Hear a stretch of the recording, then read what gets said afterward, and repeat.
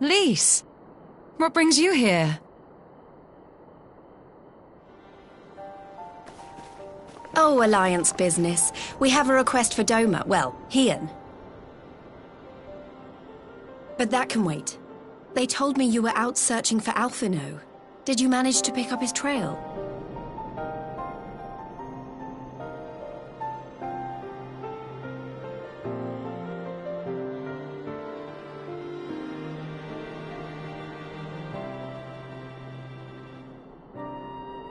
Well, if he wasn't at the crash site, he might still have escaped.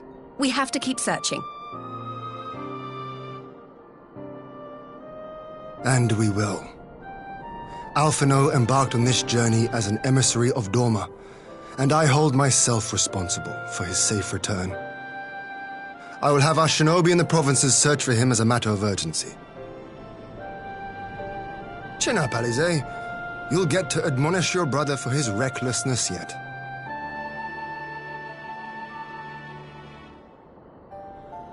Well, someone has to do it.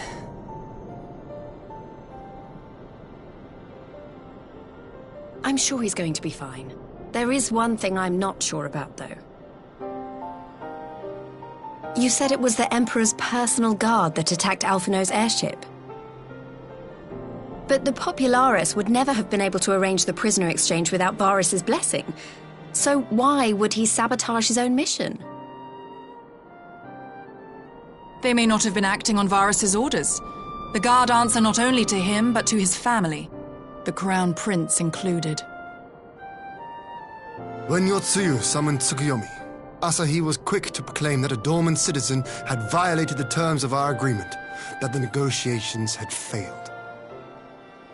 And it is this version of events that is now being repeated across Garlemald. To hear the tale, one would think the prisoner exchange never took place. Plainly, someone is manipulating matters from the shadows. Most likely Xenos, or whoever it is that wears his face. Whichever Ascian you mean. We all know the nature of our adversary. The servants of Chaos are true to their name. Their meddling has cost Doma a chance at peace. Whoever it was that loosed his personal guard, the Emperor cannot be ignorant of these developments. We must proceed on the assumption that our treaty is indeed in tatters.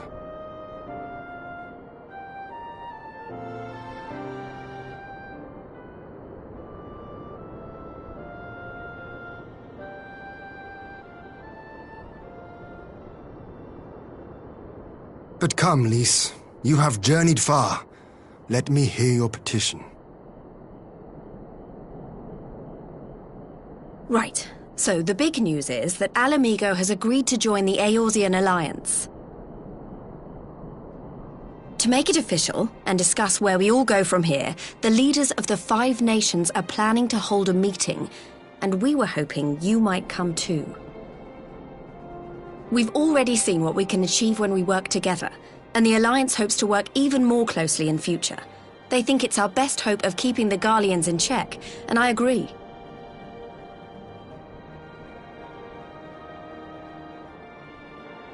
As do I.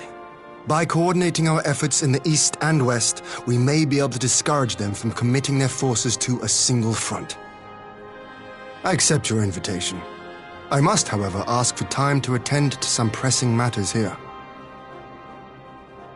In light of recent events, the risk of Imperial reprisals is greater than ever, and I would not leave Doma unguarded.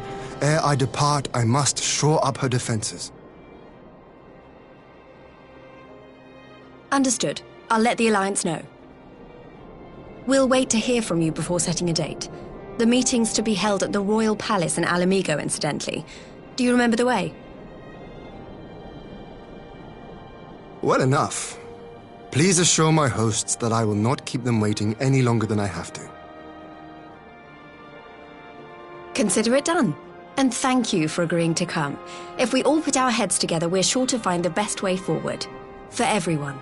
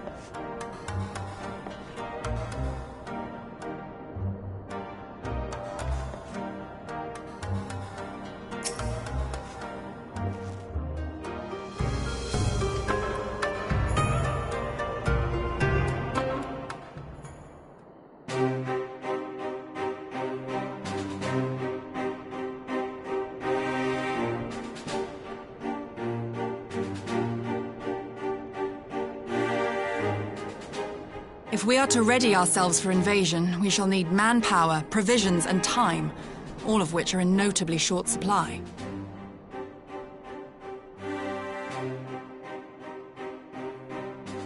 Candid as ever, you giddy, and correct, I concede. Fortunately, I have an idea.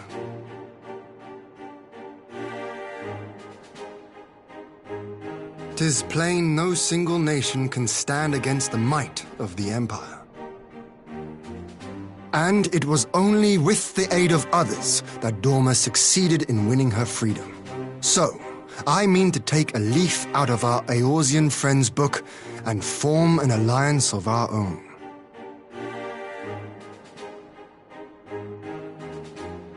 In addition to those with whom we already share an understanding, I would reach out to Hingashi and Suinosato, and further afield to the myriad peoples of Nangsha and Dalmasca. I am under no illusion. Not all will answer the call. Yet disparate though we may be, we are united in our desire for freedom. If our neighbors could be made to see what is at stake, Asian machinations and all, cooperation need not be so far-fetched a notion. It may even seem practical. Under the guidance of our former leader, Master Louis Soir, we once strove to unite the fractious city-states of Eorzea. I dare say that experience shall be of use in your endeavor. We should be glad of your wisdom. For the record, I would have been in favor of this plan even if it hadn't been my grandfather's, but I have to ask, how will we secure the time to carry it out? Not that anyone has forgotten, but the Garleans have airships. Lots and lots of airships. Should they catch wind of our plan, they could send an armada to overwhelm us before our alliance had even begun to take shape. Not if we deny them access to the skies.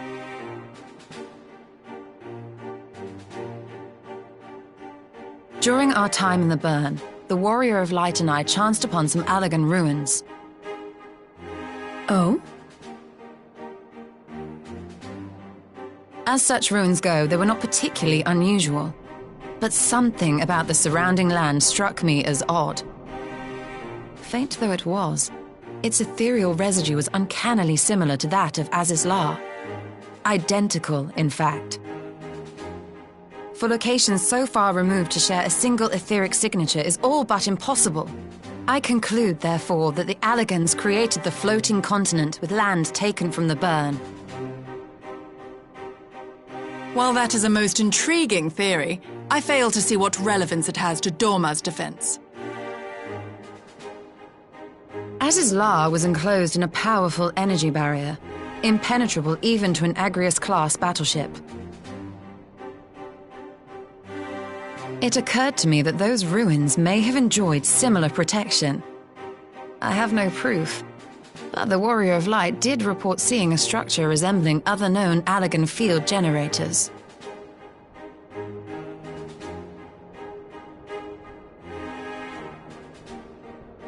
All right. But even if we could put up such an energy barrier, it surely wouldn't extend beyond the limits of the Burn. So what's to stop the Garleans flying around it?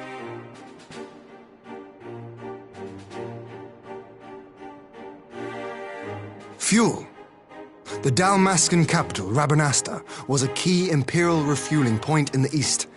By laying waste to it as a lesson to the rest, the Empire greatly hindered its own operations in the region. If an imperial fleet were to advance upon Dorma, it would now have little choice but to travel, as the crow flies, over the Burn. I see. A word of caution. Even assuming the generator still functions, raising a barrier of such a scale will require a prodigious amount of energy. And few places are so bereft of suitable crystals as the Burn.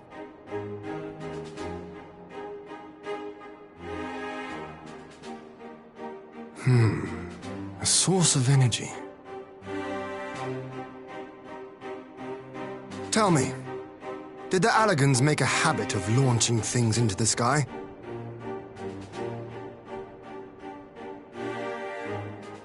A curious question.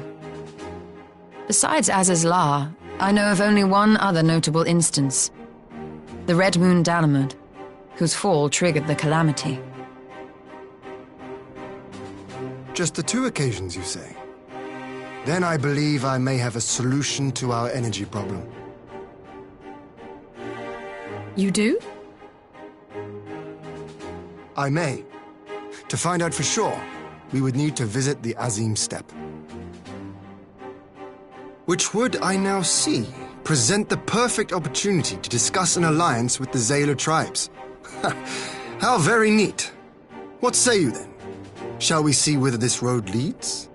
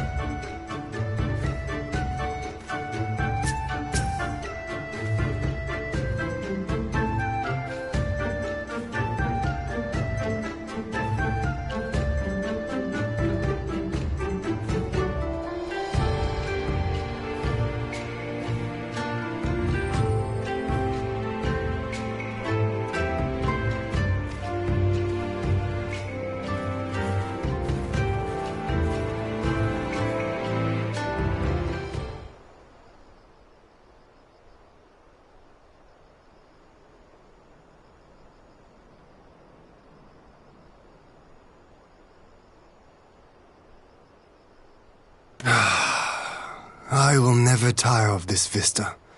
The endless fields, the boundless skies. 'Tis a sight to make a man forget his cares. But not his purpose, I trust. Might this be a fitting moment to tell us what we are doing here?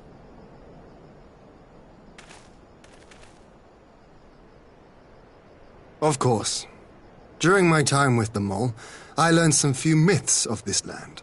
One goes thus. In the distant past, when all seemed doomed, a wayfaring soul came unto the steppe. Venturing into the northern crag, he received of Nama a sliver of her essence, a shard of the shining moon, and with it clove the tainted land from the earth. The end thus averted, to these fields did the wayfaring soul return, and venturing once more into the northern crag, he buried the shard, and made unto the heavens an offering of blood.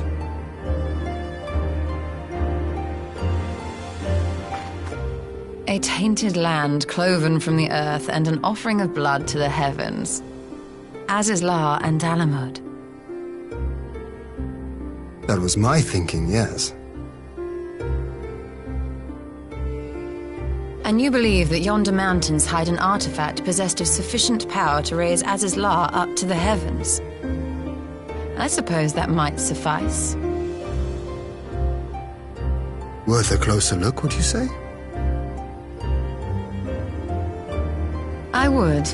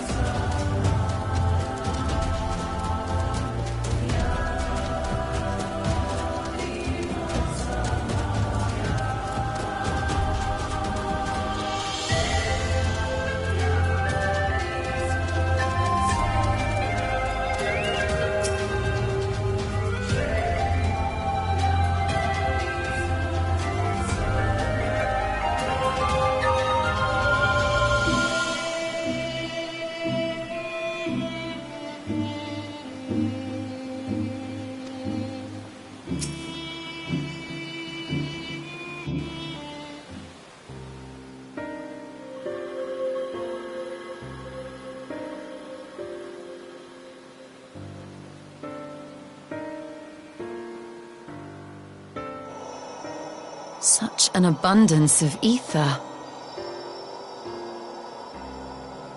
Are we in luck? We are. This is an Allagan artifact, most likely built to regulate the flow of ether. I strongly suspect the ancients used it to stem the flow from here to the burn. That would explain how they were able to untether what became Azys La from its surroundings.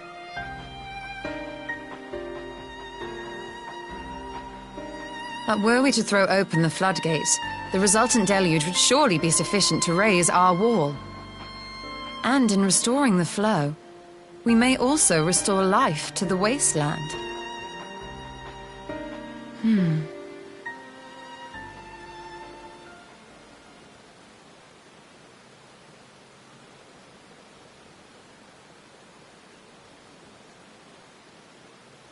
What is it? While the device itself harbors a surfeit of ether, the opposite is true of the surrounding area.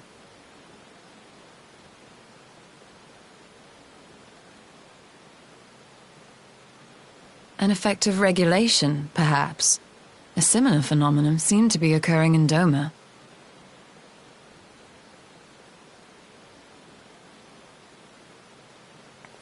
Whatever the explanation, the answer will not reveal itself here. We have seen what we needed to see. Let us return to Mol Ilo.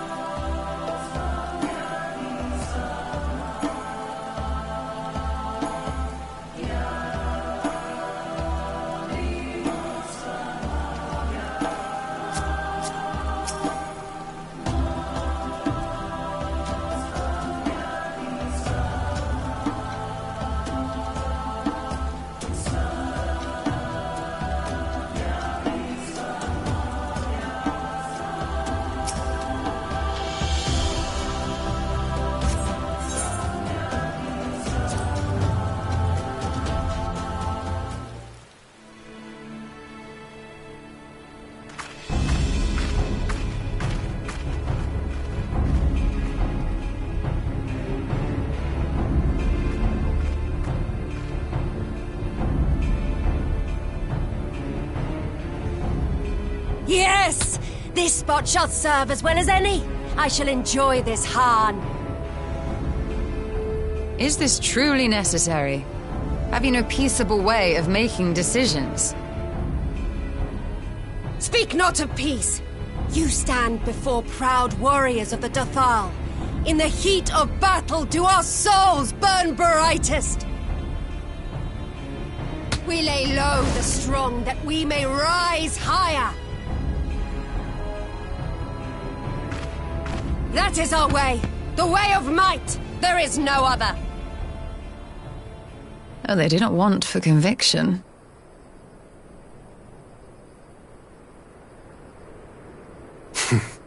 Indeed. It's what makes them such dangerous enemies, and such useful allies. Enough talk! It is time to fight!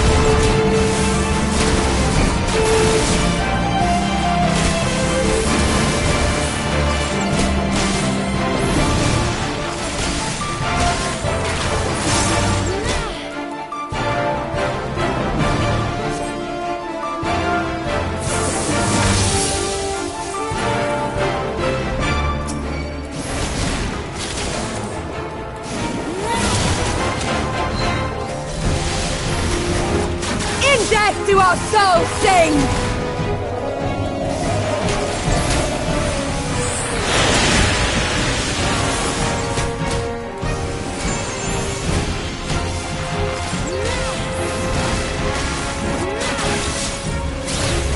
In death to our souls sing!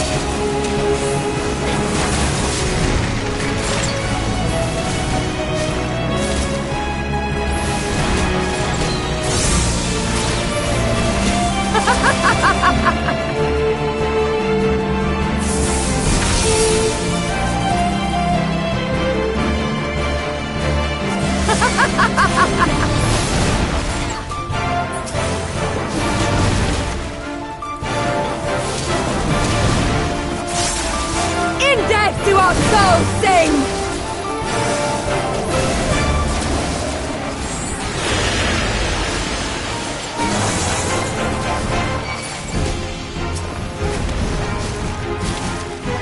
In death do our souls sing!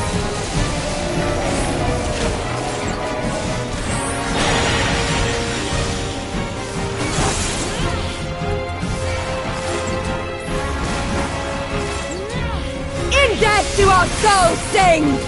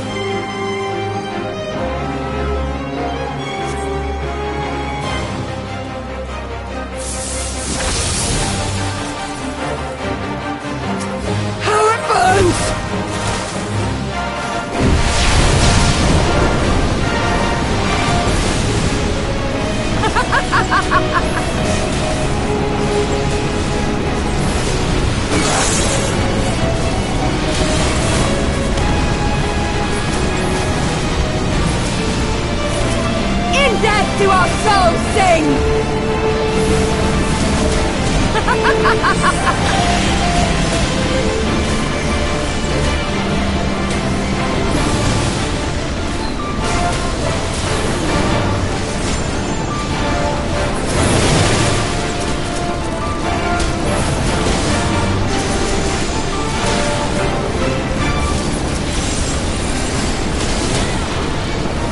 In death do our souls sing!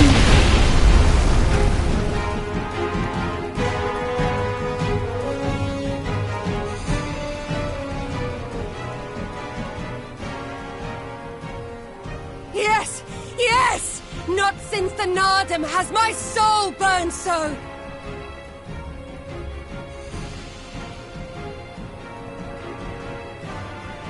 Come! We have only just begun!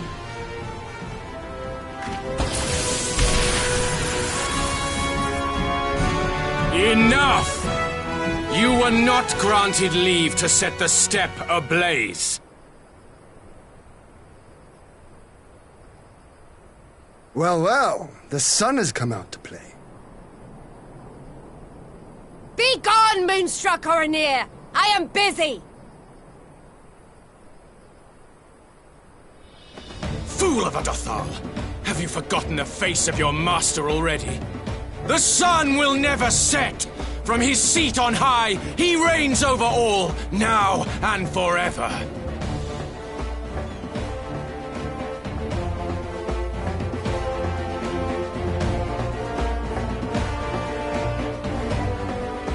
Yet what should he find here but a battle to determine the fate of the steppe?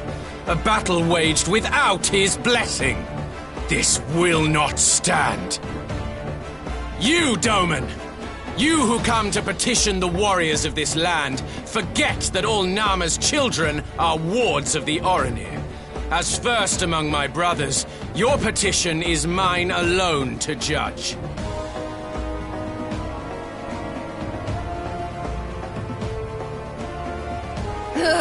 These words are as wind from a horse's backside.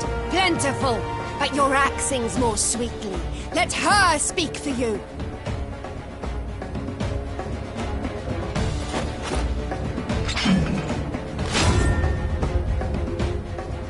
Innocent child, you will learn your place!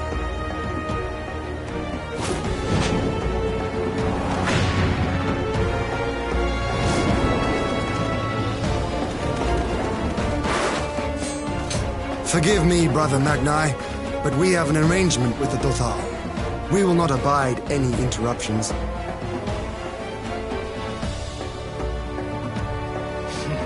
So be it. The sun will pass judgment on all. Didakul, join me.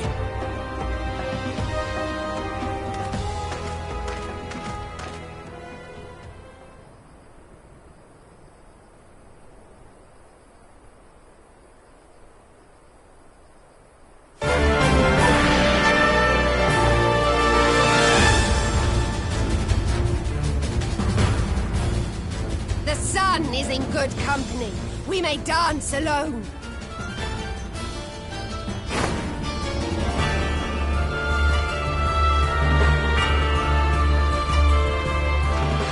Beg not for mercy, for you will have none. Bear witness to the power and the glory of Azim!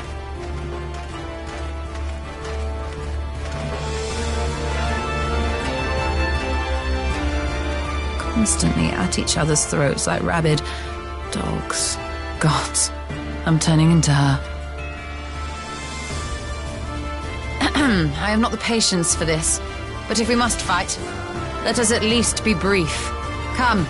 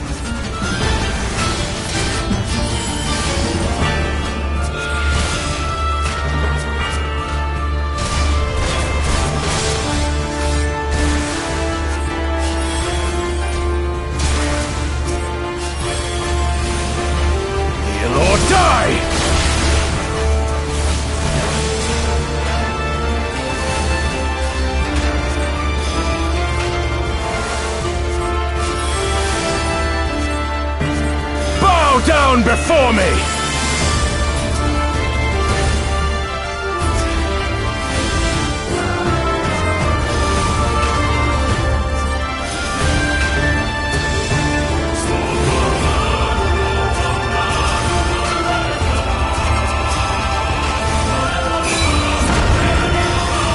Kneel or die!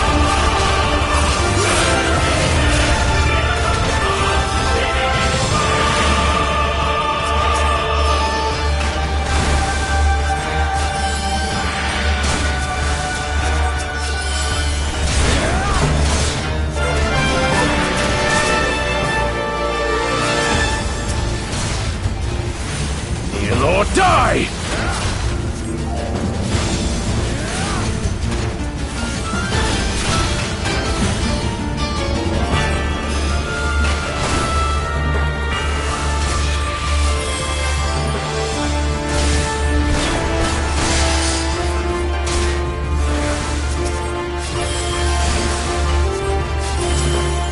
Kneel or die!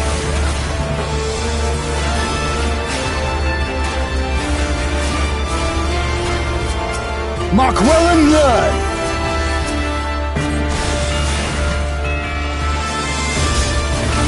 Concentrate!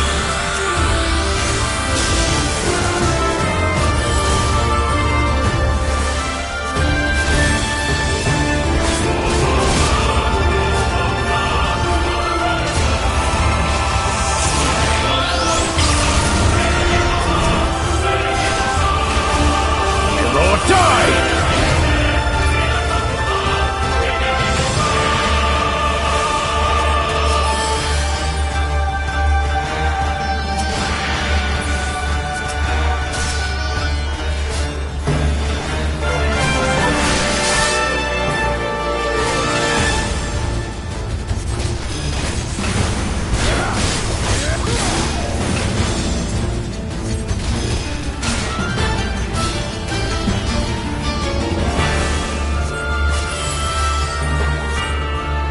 Bow down before me!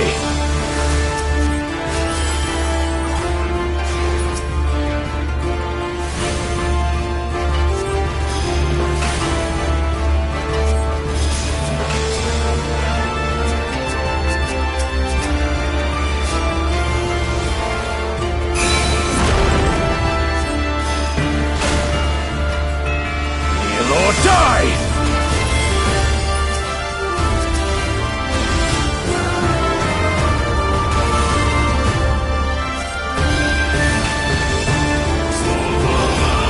Bow down before me!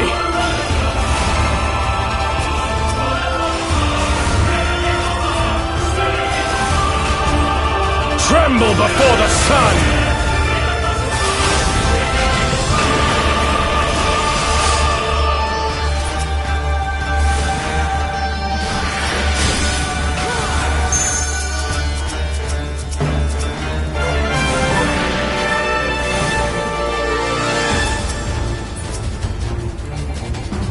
Let us be about it!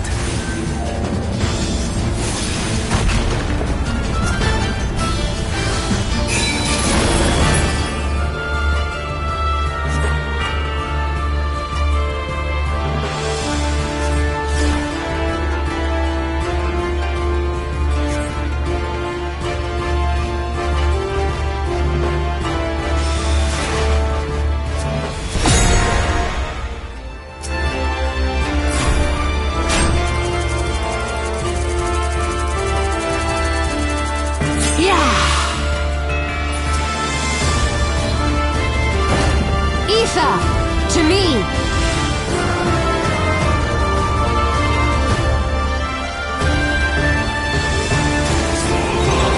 Have at you!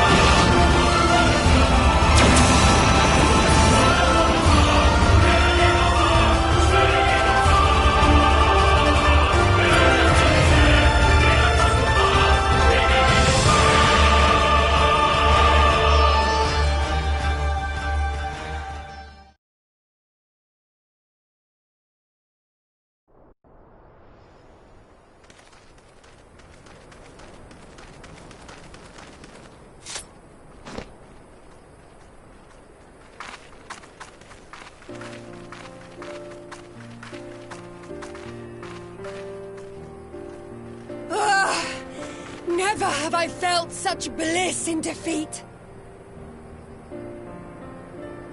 'Twas a battle to burn soul and flesh to ash. We Dothal will lend you our strength as promised. Narma's power is yours to wield.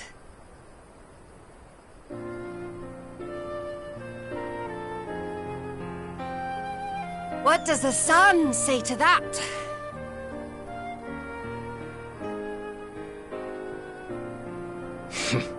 The sun is not driven by base motives such as yours. But they have been judged and found worthy.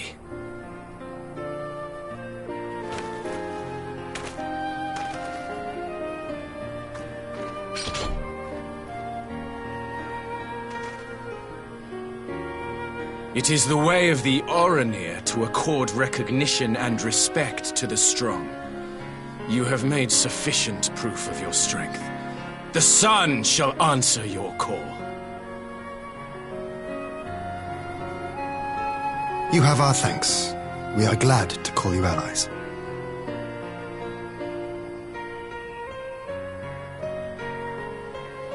You?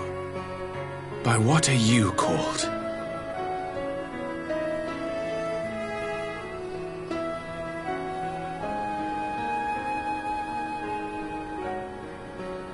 Y'shtola. Why? Are you my Nama?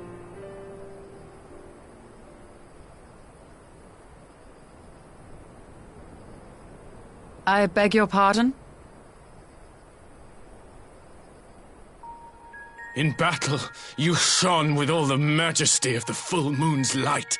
Your healing touch, the embodiment of the Dusk Mother's love.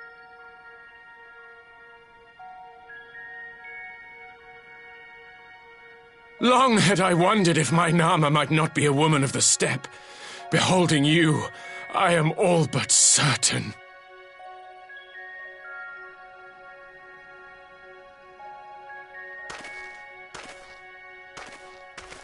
Now, look into my eyes. Could it be? Could you be?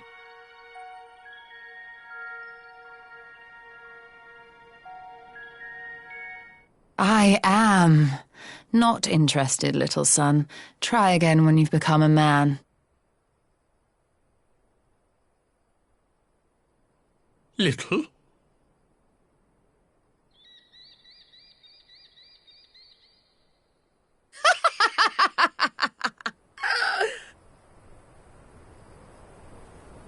Little son! Little son!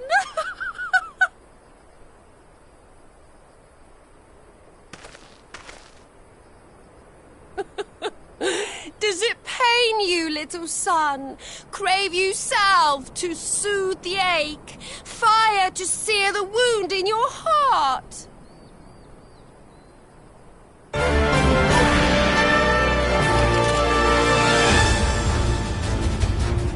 We have wasted enough time here. Sirin awaits for word of our success.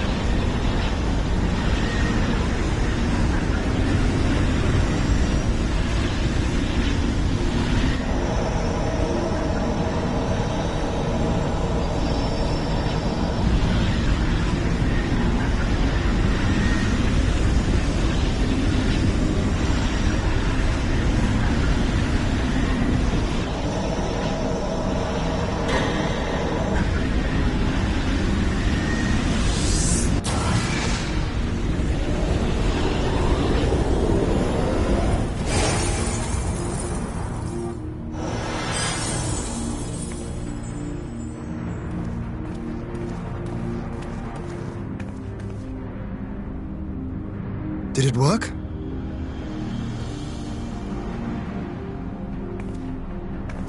It did. Ether may flow freely to the burn once more.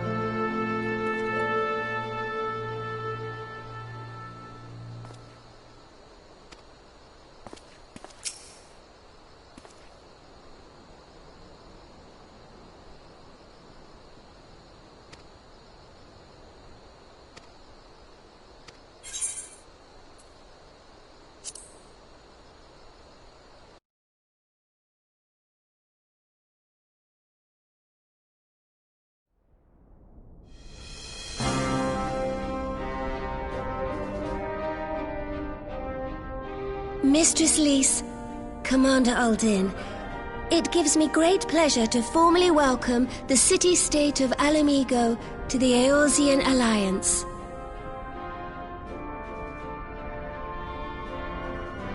The pleasure is ours, Your Grace. I know I speak for all Alamegans when I say that we are glad of this chance to stand with our comrades of the Alliance. And we, for our part, are glad indeed to be able to welcome friends both old and new.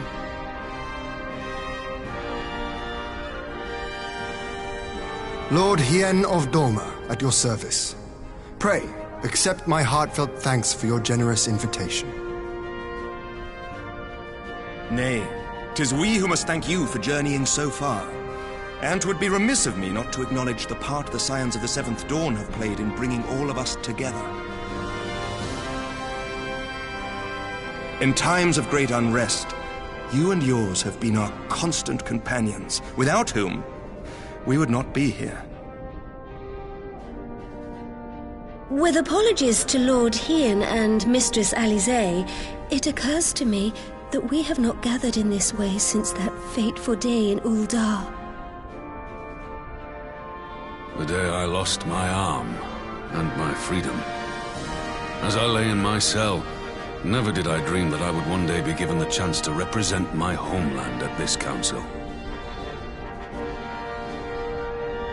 I would not even be alive had you not plucked me from the jaws of death. You, Yugiri, and Alphino. Would that the lad could be with us.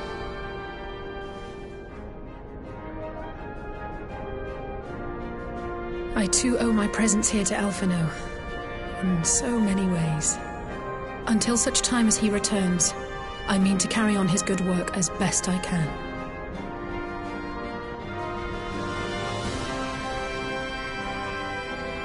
Come, friends, let us leave the past in the past and turn our eyes to the future. My Lord Hien, pray, tell us how things stand in the East.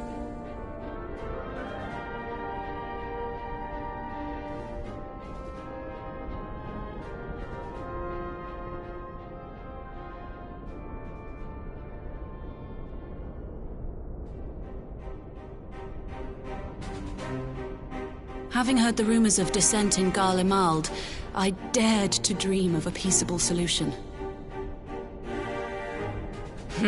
The Empire will not so easily change its ways.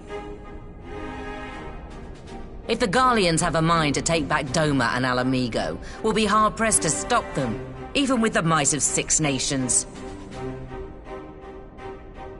But while we lack the strength to fight the tide, a course may yet present itself, if we read the winds aright. The winds suggest but one course to me. One which leads from the sea unto the river and thence to the source of all our woes.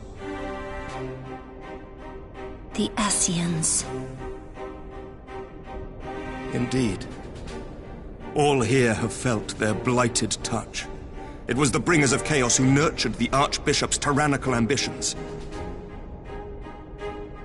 They who bestowed upon him the secrets of summoning, as they have so many others before and since. And while they remain, we shall know no peace. Our objective is clear. The question is how to achieve it. That our enemy parades about in Xenos' skin poses problems in itself, but ere we get to them, how are we to infiltrate the Empire and get close enough to strike?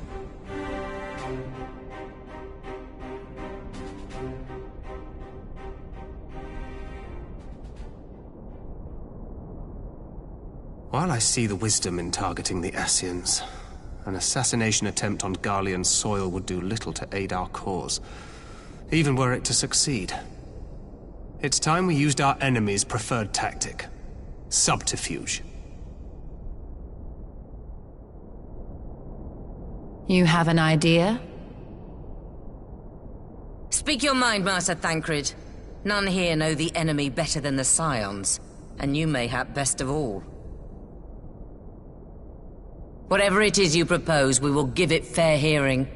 On that you have my word. Very well, Admiral. My proposal is thus.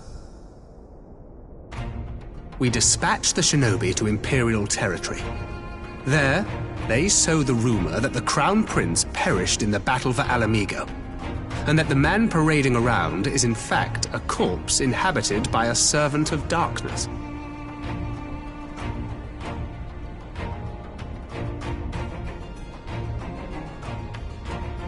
Well, it does have the ring of truth about it. And were the Garleans to learn that their future ruler is a puppet, the Empire would be shaken to the core. But at the risk of sounding stupid, would they actually believe such an unlikely story? I didn't. Ordinarily not. But prior to his miraculous recovery, rumors of Xenos' death had already begun to circulate around the Empire. Ultimately, however, what the masses believe is not our chief concern. Our true objective is to create an opening for rival factions within Garlemald to exploit. Just as a war of succession erupted in the wake of Emperor Solus's death. A war which raged until but recently, plunging the Imperial House into disarray as nephew and uncle grappled for the throne. It is no coincidence that one of Varus's first acts as Emperor was to name Xenos heir apparent, family feuds being so tiresome when armies are involved. Not all welcomed his choice of successor, however. There is no shortage of individuals who aspire to the throne, who would jump at any chance to seize power. The news that Xenos is not only dead, but a puppet to diabolical forces would be too enticing to ignore. The Empire would not be quick to recover from a second war of succession. I am no stranger to infiltrating Imperial territory. With a team of operatives gathered from among the Alliance's finest, the plan should have a reasonable chance of success. Doma already has shinobi in place throughout the provinces.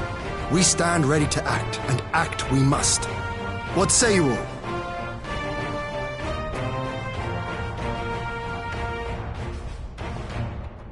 I'm for Master Thancred's proposal.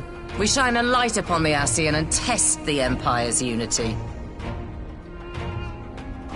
'Twas his plot that scuttled Doma's negotiations, was it not?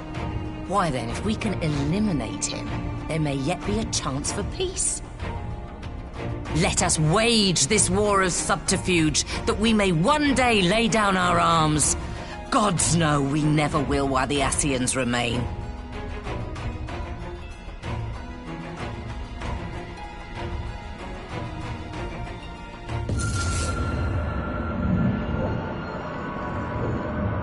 That way. Sorrow.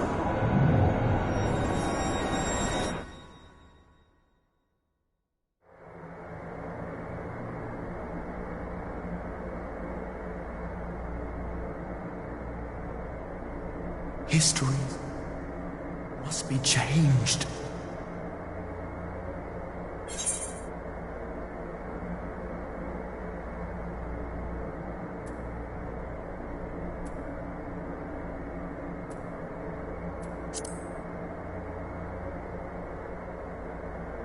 Ahead looms a calamity. Ahead looms light, expunging all form and life. Twin dooms only you can forestall. Only you. What's the matter?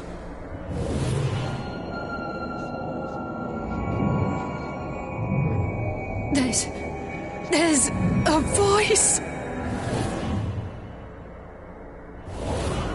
Spies in our midst? Nay, I sense no such presence. Let expanse contract. Eon become instant. Throw wide the gates that we may pass.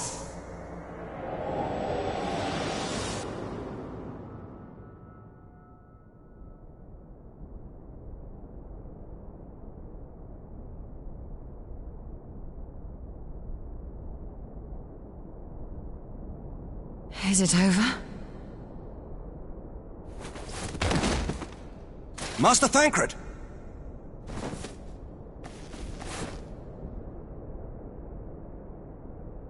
12 for Fend. Bear him to a private chamber. Have every healer make ready. Swiftly!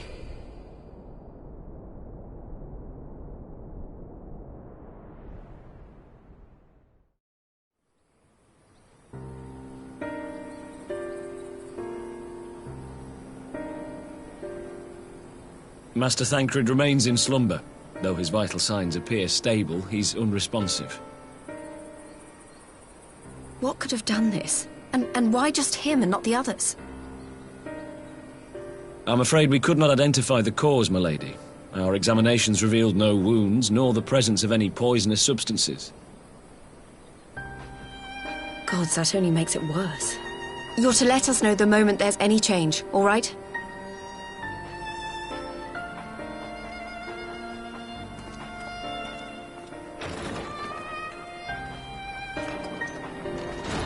Thank you for coming. Knowing Thancred, he would apologize for being otherwise engaged at so crucial a juncture. In gifting us a course of action, Thancred sowed the seed of all that is to follow. We have but to nurture it as best we can. To him, I would say, rest easy, that he may wake to enjoy the fruits of our labors. Now, the matter of the mysterious voice must not be forgotten. Will you tell me exactly what happened? Alize and I heard a voice in the moments before Thancred collapsed. It was accompanied by a severe headache, as if something were clutching at our minds. Did you experience the same thing?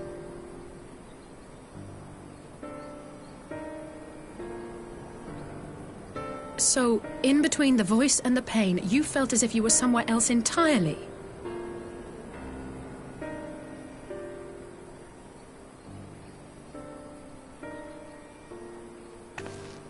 Your testimony confirms my suspicion. That which you experienced was, I believe, your soul being plucked from your flesh. Called. Called?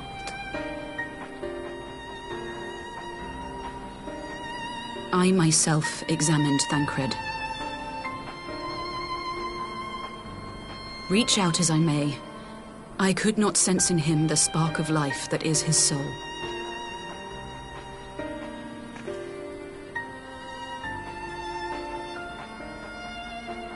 That Thancred alone was stricken so is likely due to his heightened sensitivity to the effects of ether, a consequence of his prior possession by the Ascian Vahabrea. The owner of the voice, whoever it may be, reached out to you, called your souls, and in so doing, caused you and yours such pain. But if that's true, where exactly are we being called to? I know not. Yet one thing is plain. Whoever waits for you on the other side is possessed of a power unlike any I have ever known.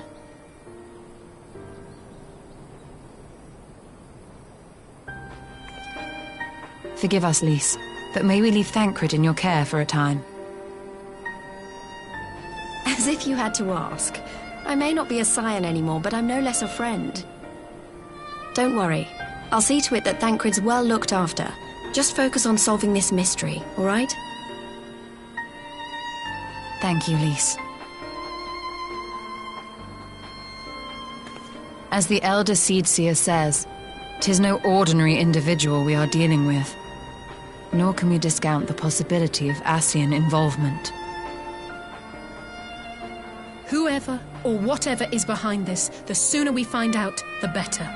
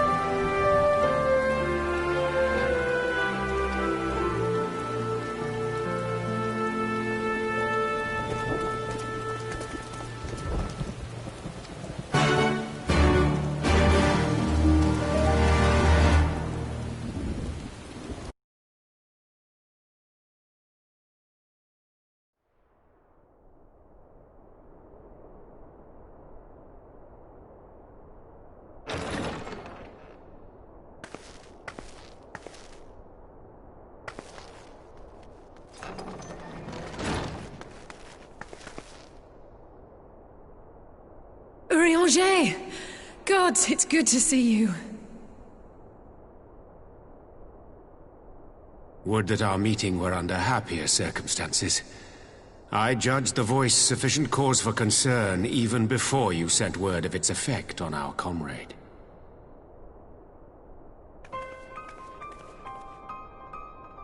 You heard it too, then?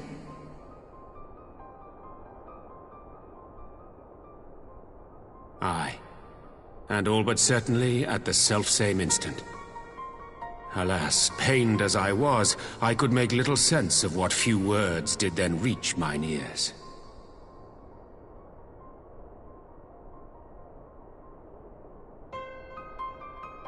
Who do you think is responsible? Could this be the Ascians doing? That I cannot say. Not when so little is known. Ere I indulge in speculation, I would examine Thancred with mine own eyes. To Alamigo, then, without further delay. One other thing. During my visit to the Far East, I observed a strange phenomenon. Thou referrest, I presume, to the localized reduction in etheric density. Well, that spares me the trouble of an explanation. Yes, I noted precisely that at two apparently unconnected locations. I take it the phenomenon is not limited to the Far East. Indeed not. Of late, our agents charged with surveilling the beast tribes have spoken of little else. In every corner of the realm, they tell of places in which the ether hath grown thin. Naturally, my suspicions first turned to primal activity, but the areas thus affected betray no evidence of summoning. I must confess to being quite perplexed. If the same phenomenon is being observed in multiple locations on opposite sides of the world, we may safely discount regional factors.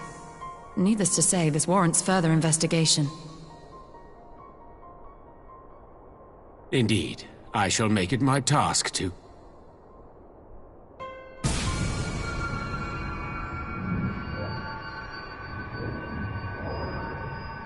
The voice. It calleth to me once more.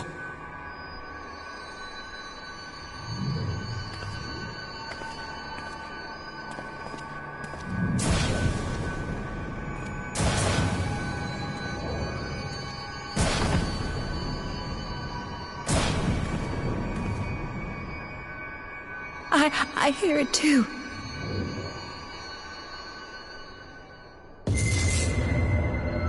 Only you. Only you. No! Ishtola! Urianger! Throw wide the gates.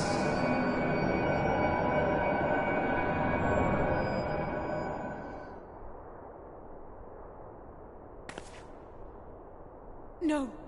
No, this can't be happening!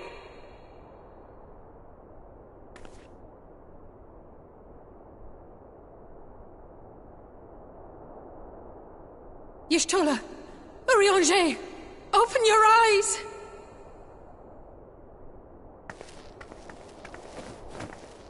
Open your eyes, I beg you! Say something! Anything! Not again. Please, not again.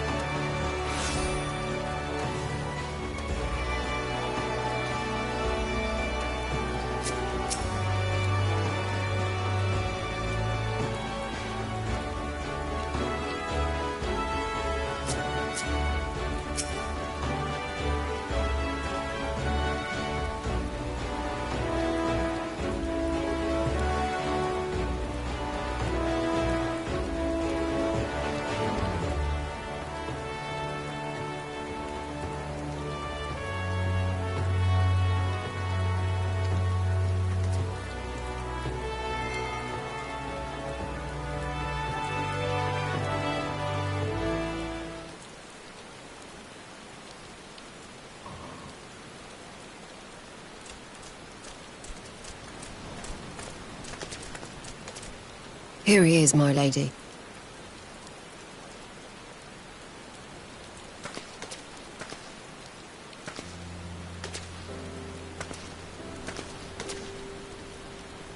Gabu, it's been too long.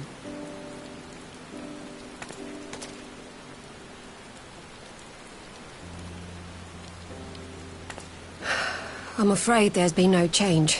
If he can see or hear us, he has given no sign. I see. You're still fighting.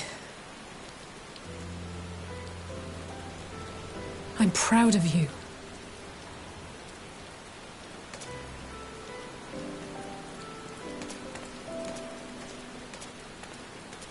We promised that we would come and visit you together, didn't we? Alphino and I. I'm sorry that we haven't managed that yet.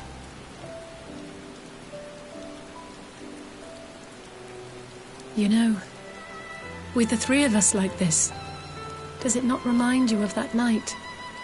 Of the stars beyond count twinkling in the heavens? I was feeling pretty low back then. Powerless. But I knew that my brother was close by if I needed him, and that the others would be waiting for me back at the Rising Stones. Not like now.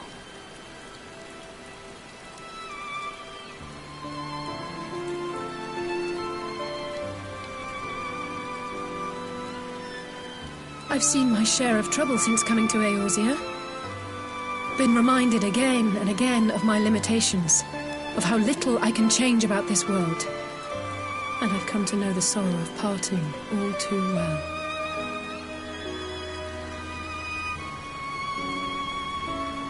But to have the people I hold dear struck down before my eyes, and be powerless to help them, that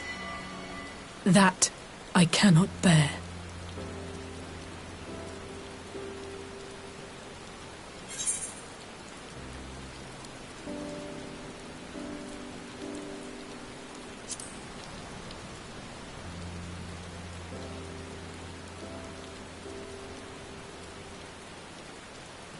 No, I don't. You're right.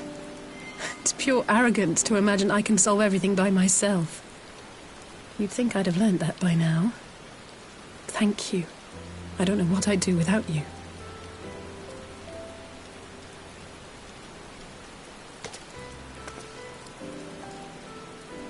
Well, that's more than enough brooding for one day. Come on. We have friends to save.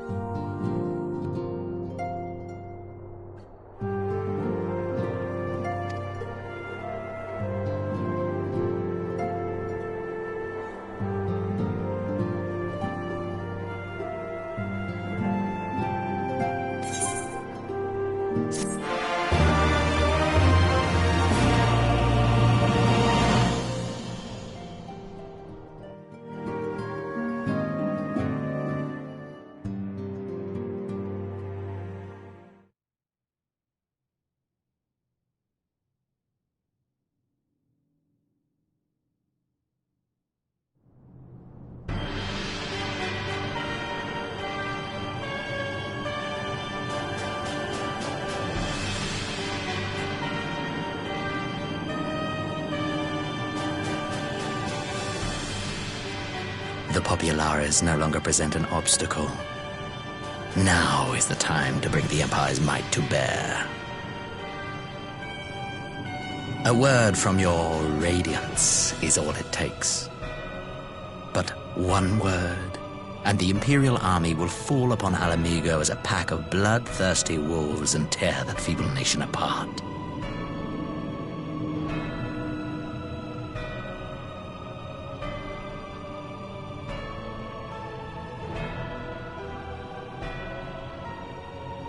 Have you no words for me? Despite the lengths I go to, an emissary playing the part of a fool. When first I took this face, I swore to use all of my knowledge, all of my power, to further the cause of the Empire. My deeds stand testament to my commitment. And with this adamant flesh at my disposal, I could destroy the Icon Slayer as easily as one might swat a fly. Why do you hesitate?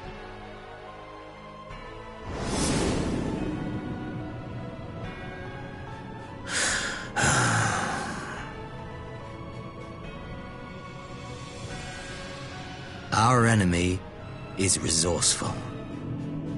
Though victory is certain now, it will not remain so indefinitely.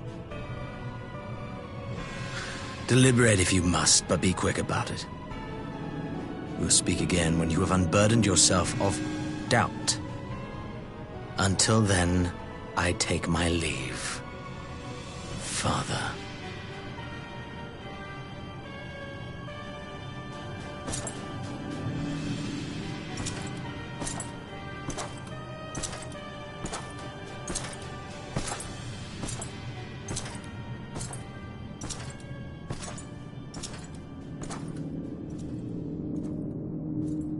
I should be the one to sigh.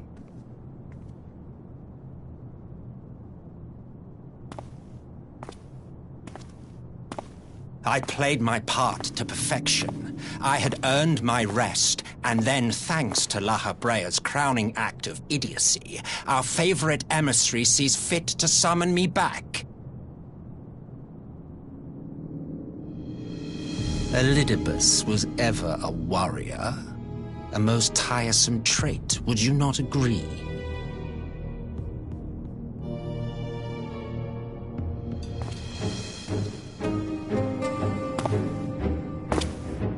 What? Have you no words for me either? No matter. I've long grown weary of this mummery. Now, my dearest grandson, let me remind you of your place in the simplest of terms.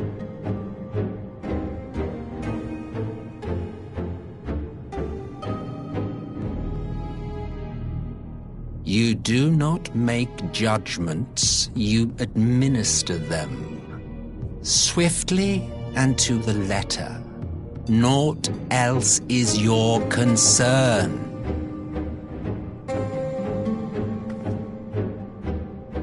Elidibus may be an insufferable bore, but he is no fool. His choices as emissary seldom err.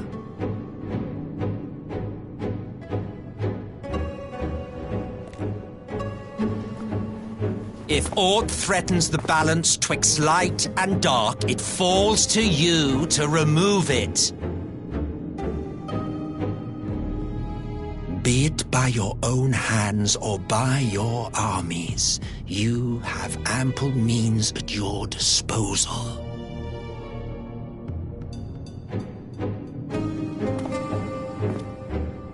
That is why this empire exists, why I built it. Oh dear, have I touched a nerve? You always were an easy one to read. I pity you, I do. As they say, ignorance is bliss. And I know how much happier you would be not knowing the things you know.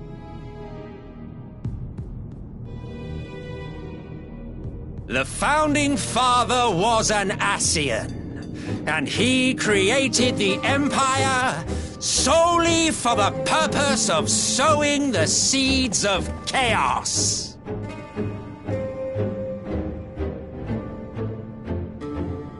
Don't take it personally.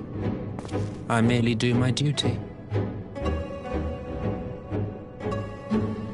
To bring about a calamity requires no small amount of power, and there is no surer way to obtain such power than by collecting powerful pawns.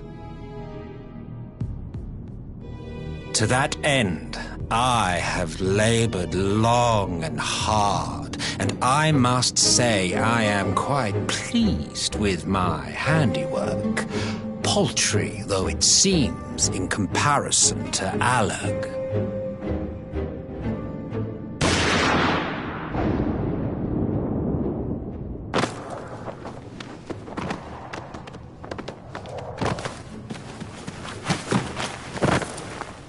You fiends are overfond of your own voices.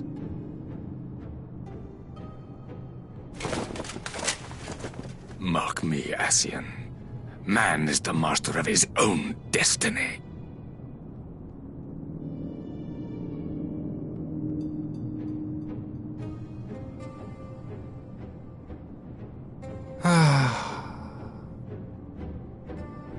Such a waste of time and energy, both yours and mine.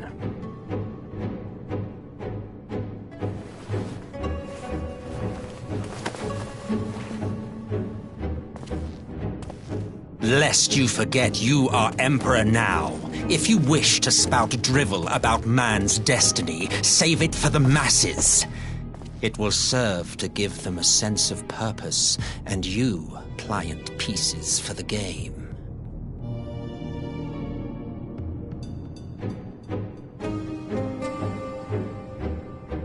Oh, do stop sulking, boy. You, of all people, should understand. Ours is a struggle to restore both mankind and the world to their rightful state. Viewed thus, our goals are one and the same.